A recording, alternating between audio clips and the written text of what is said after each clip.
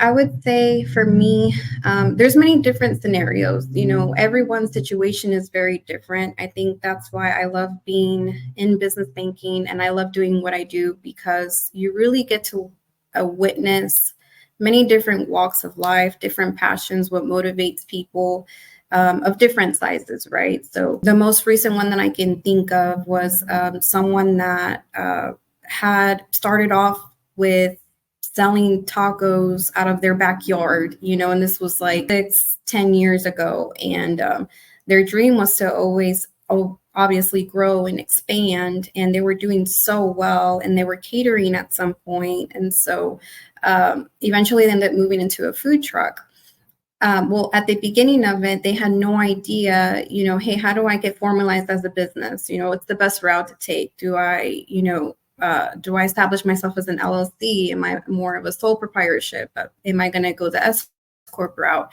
So I think being in business banking, as long as I have and seeing different situations, I can guide in that way some sort. Now, we also have people that we partner with throughout the community, like CPAs and good bookkeepers and good tax advisors that we can connect them with to give them a little bit more detail around that.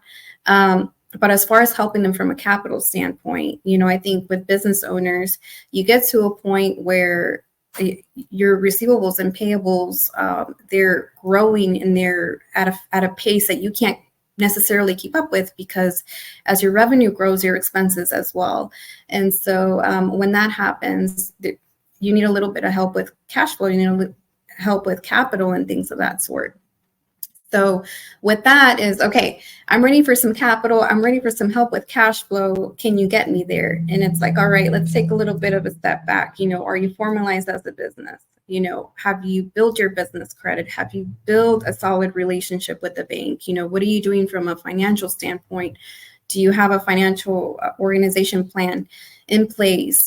Have you talked to these experts like the CPAs and the bookkeepers? And so what I like to do is when they're starting out is really paint an action plan and talk them through why it's important to have that before going to a bank and proposing for some capital.